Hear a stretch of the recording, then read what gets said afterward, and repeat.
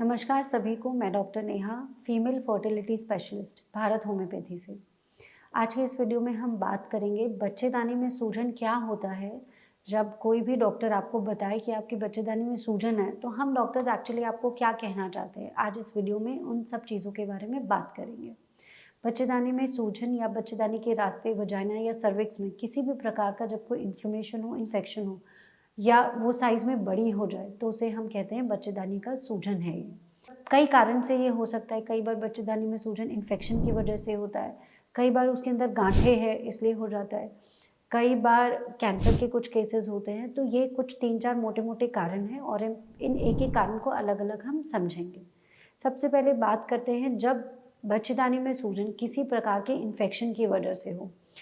अधिकतर ऐसे इन्फेक्शंस जो होते हैं या तो सेक्सुअली ट्रांसमिटेड डिजीज़ की वजह से हो सकते हैं, जैसे गोनोरिया है, क्लैमाइडिया है, या फिर कई बार आपने कोई प्रोसीजर कराया है, कोई बच्चेदानी के रास्ते टीवीएस ट्रांसवेजाइनल सोनोग्राफी कराई है या फिर डायलिटेशन मतलब अबॉर्शन कराया है प्रोसीजर के द्वारा, तब कई बार जो है इन्फेक्शन रह जाता है। ऐसे केसेस में अधिकतर डॉक्टर आपको एंटीबायोटिक्स देती हैं डीएनसी के बाद। अगर आप वो नहीं खाया आपने या फिर उसकी वजह से वो खाया फिर भी इन्फेक्शन कभी-कभी डेवलप हो सकता है।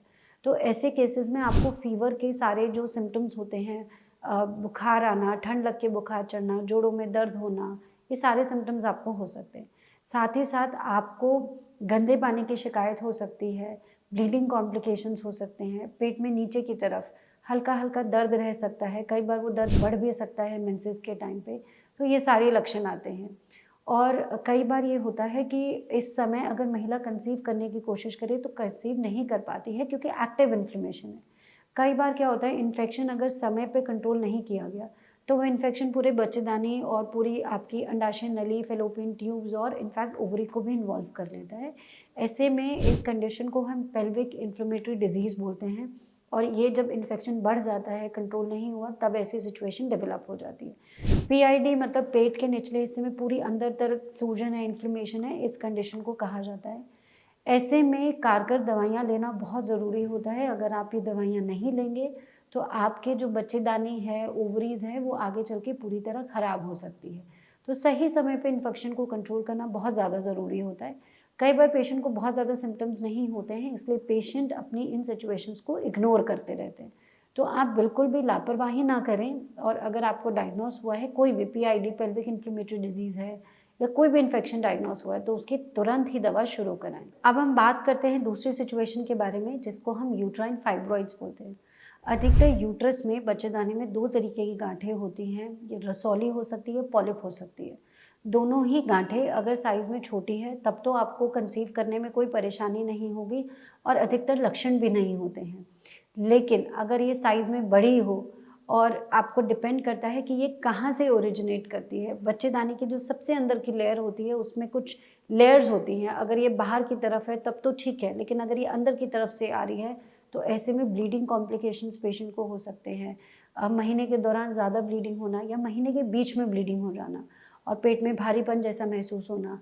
अगर रिप्रोडक्टिव ईयर्स में है पेशेंट, जैसे कि 20-22 से लेकर 30 साल तक की उम्र की है और कंसीव करना चाह रही है, माँ बनना चाह रही है, तो उसको उसमें भी परेशानी आ सकती है। रसौली के लिए, पॉलिप के लिए होम्योपैथिक ट्रीटमेंट्स बहुत अच्छा रिज़ल्ट लेकर आते हैं और धीरे-धीरे साइज़ में कम होने लगते हैं। जैसे साइज़ में कम हो जाते हैं, ठीक हो जाते हैं, उसके बाद हम पेशेंट्स को एडवाइस करते हैं कि अब आप नेचुरल कंसीव करने का ट्राई कर सकते हैं और वो प्रेगनेंसी रुकती भी है और पूरे लंबे समय तक टर्म तक पहुँचती भी है।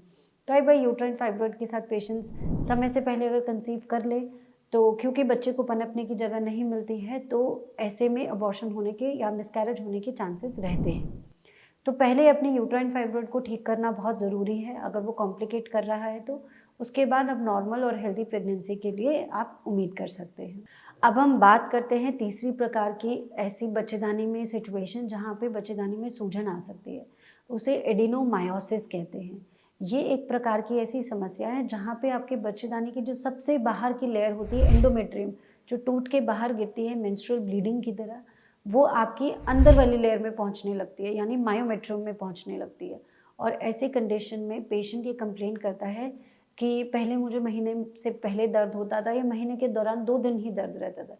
धीरे धीरे अगले महीने वो 10 दिन हुआ, 15 दिन हुआ और अब लगातार मेरे को पूरे महीने दर्द रहता है। जब इस तरीके की सिचुएशन है और ब्लीडिंग इश्यूज़ आ रहे हैं, कंसीव नहीं कर पा रही है लेडी, तो हम एडिनोमायोसिस का केस भी कंसिडर कर सकते हैं।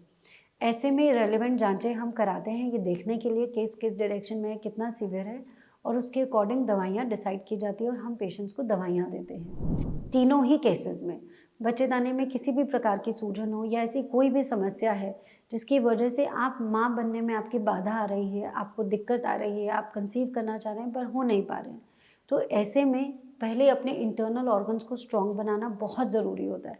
आपको ये ध्यान रखना है कि आपके बच्चेदानी, आपके फेलोपियन ट्यूब्स, आपकी ओवरी, ये सब चीज़ें एकदम नॉर्मल और हेल्दी और सही तरीके से काम कर रही हो। आपके शरीर में हार्मोन बैलेंस पूरी तरह बना हो और उसके बाद आप माँ बनने का ट्राई करेंगे तो आप ज़रूर ही सक्सेसफुली नॉर्मली कंसीव कर पाएंगे। अगर आपको किसी भी प्रकार की समस्या है, बच्चेदानी में किसी भी प्रकार की सूजन है या आपके यूट्रस में रसौली है, गांठें हैं, तो आप तुरंत ही भारत होम्योपैथी से संपर्क करें और आपकी केस टेकिंग लेने के बाद, आपका पूरा केस समझने के बाद हम आपको सही तरीके से गाइड करेंगे कि कैसे आप अपनी प्रॉब्लम को ठीक कर सकते हैं। Thank you.